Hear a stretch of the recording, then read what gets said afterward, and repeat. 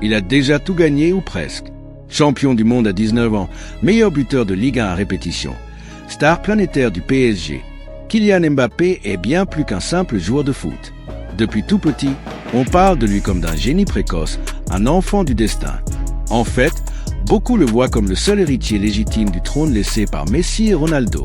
Mais ce que peu de gens savent, c'est que derrière les buts et les trophées, Mbappé a mis en place un plan d'une redoutable efficacité. Un plan qui pourrait faire de lui le tout premier milliardaire du football moderne.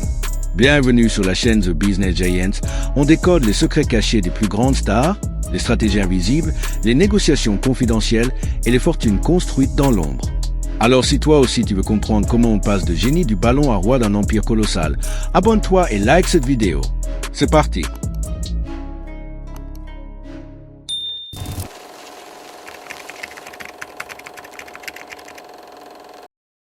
Avant d'être la star que le monde entier connaît, Kylian Mbappé était un ado surdoué de Bondy, déjà scruté par les plus grands clubs européens.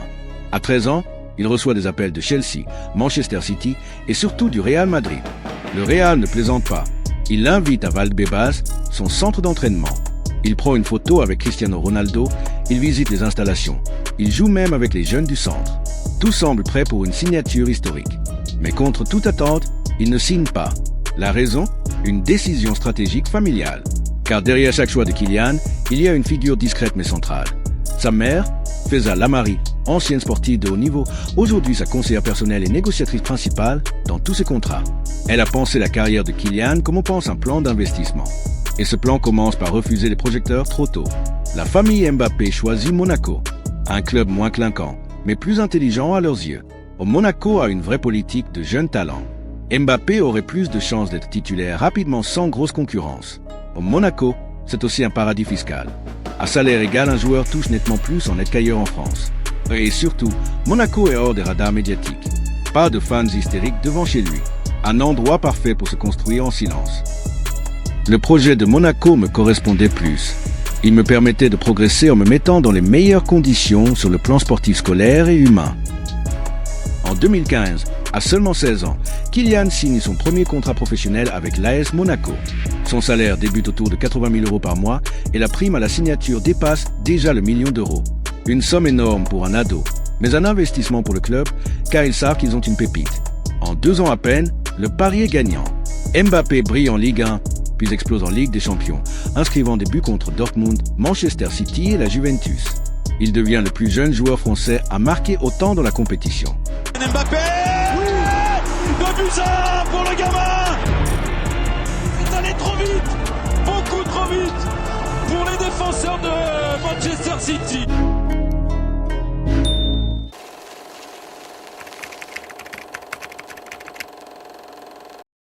En 2017, Kylian Mbappé n'est plus un secret pour personne. À seulement 18 ans, il a mis l'Europe à ses pieds avec Monaco. Résultat, tous les plus grands clubs veulent l'arracher à la Ligue 1. Le Real Madrid revient à la charge, plus déterminé que jamais. Liverpool entre dans la danse. Arsenal propose même un rôle de titulaire immédiat sous les ordres d'Arsène Wenger. Mais contre toute attente, c'est le PSG qui réussit à le faire signer. Mais ce n'est pas qu'un appel du cœur. Le PSG met le paquet. Prêt avec option d'achat obligatoire à 180 millions d'euros pour contourner le fair play financier. Promesse d'un rôle central de sa première saison, aux côtés de Neymar, tout juste arrivé. Autonomie sur son image, une rareté dans le football professionnel. Et des bonus marketing personnalisés pour faire de lui le joueur français le plus valorisé de l'histoire. Car Mbappé, c'est déjà l'image d'un renouveau pour la jeunesse, pour les banlieues, pour la France. Kylian accepte. À 18 ans, il entre à Paris en patron et dès sa première saison, il justifie chaque euro investi. 21 buts en Ligue 1, des performances de haut niveau en Ligue des Champions et surtout une maturité médiatique impressionnante. Il devient le plus jeune joueur à marquer dans une finale de Coupe du Monde depuis Pelé en 1958.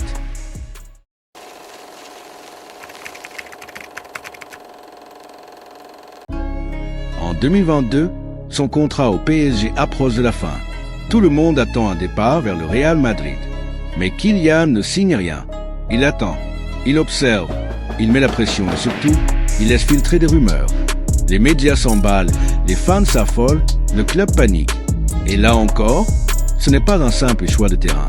C'est une décision aux enjeux, discutée entre sa mère conseillère Faisal Amari, ses agents et même le sommet de l'État français.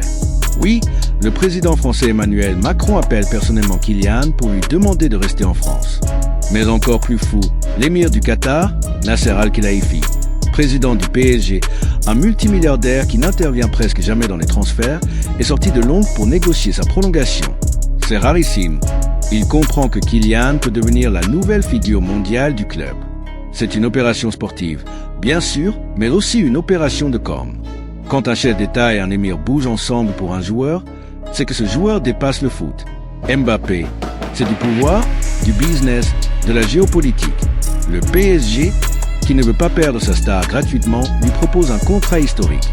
Kylian a alors signé une prolongation de 2 ans plus 1 an en option, avec des conditions jamais vues dans le football.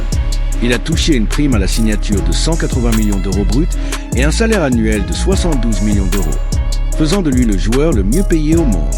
En plus, il recevait chaque année une prime de fidélité énorme, 70, puis 80, puis 90 millions d'euros. Ce contrat historique aurait pu lui rapporter jusqu'à 630 millions d'euros bruts s'il était allé au bout de la 3e année. Et pourtant, le 3 juin 2024, Mbappé rejoint enfin le Real Madrid. Il obtient une prime à la signature de 150 millions d'euros versée sur 5 ans. Son salaire annuel net est d'environ 15 millions d'euros. En plus, il conserve une part de ses droits à l'image, ce qui booste encore ses revenus. Il rejoint enfin le club de ses rêves avec le mythique numéro 9 de Benzema. Total estimé du contrat, 225 millions d'euros bruts sur 5 ans. Un deal historique, sans frais de transfert, mais avec des chiffres dignes d'une superstar mondiale.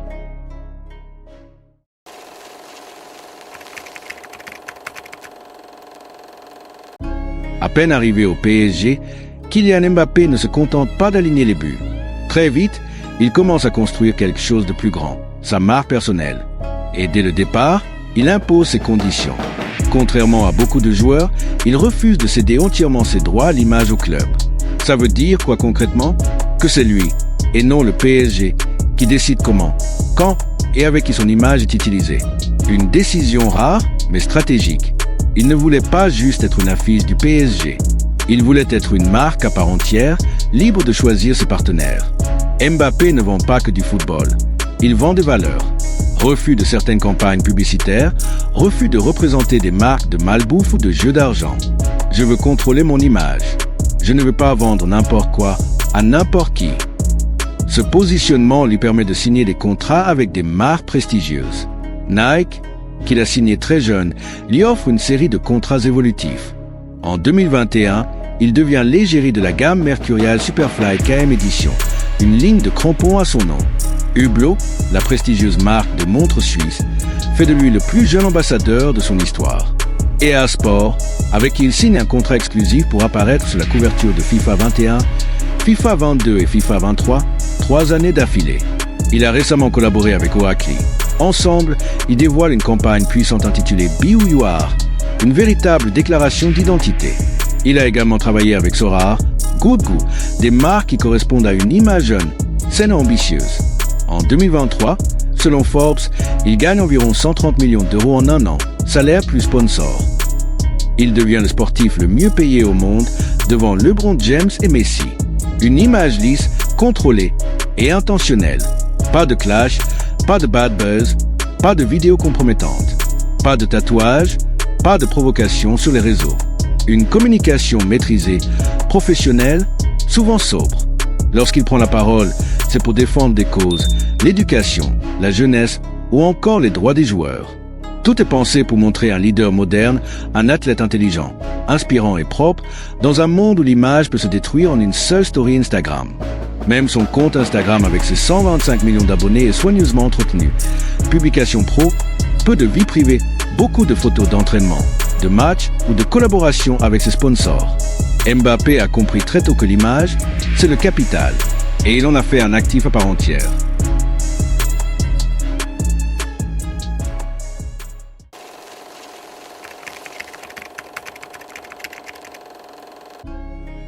Kylian Mbappé n'a jamais voulu être seulement un joueur de foot. Derrière chaque accélération sur le terrain, il construit un empire silencieux, prévoyant déjà l'après-carrière, comme l'ont fait avant lui des figures comme LeBron James ou Cristiano Ronaldo. Mais ici, ce qui impressionne, c'est la précocité et la lucidité avec lesquelles il pense le long terme. En 2022, il lance Zebra Valley, sa propre maison de production basée à Los Angeles. Objectif ? Créer des contenus inspirants autour de la diversité, de la réussite et du sport. Ce n'est pas un caprice de star. C'est une vraie stratégie dont le but est de s'installer à Hollywood pour avoir une place dans l'industrie du divertissement, contrôler son image en tant qu'icône planétaire et investir dans un secteur à fort potentiel international. Et il ne le fait pas seul. Zebra Valley a levé plusieurs millions auprès d'investisseurs privés, preuve que le nom Mbappé pèse déjà même en dehors du terrain. C'est l'intelligence au service de l'influence. Mbappé n'a cependant pas fini de placer ses pions. En juillet 2024, Kylian Mbappé et sa famille frappent fort en rachetant 80% du stade Malherbe de Caen, un club de Ligue 2 française, pour environ 15 à 20 millions d'euros. Cette opération se fait via leur société d'investissement Interconnected Venture, en partenariat avec le fonds Coalition Capital. Pourquoi Caen ? Parce que Mbappé avait failli signer là-bas dans sa jeunesse. Un lien affectif, mais aussi une stratégie. Il veut en faire un club modèle, centré sur la formation, la durabilité financière et une vision long terme. Même si le club est relégué en national injuste après le rachat, la famille Mbappé assume. C'est un investissement sur plusieurs années. Il s'agit moins de gagner tout de suite que de bâtir un empire sportif et médiatique comme les stars américaines. Ce que ça révèle, Mbappé n'est plus seulement un joueur. Il devient un acteur du football business, un investisseur à la vision large qui anticipe l'après-carrière comme un vrai stratège. Tu l'as vu, Mbappé, c'est pas juste du foot. C'est du business du vrai. Il négocie comme un pro, gère son image à la perfection, et maintenant il rachète même un club. Alors dis-moi en commentaire, selon toi, est-ce qu'on tient le futur milliardaire du football ? Si cette plongée dans les coulisses financières de Mbappé t'a plu, abonne-toi à The Business Giants, active la cloche et prépare-toi, car les prochains épisodes vont révéler les secrets bien gardés des plus grands noms du sport, de la musique et de la mode. À bientôt.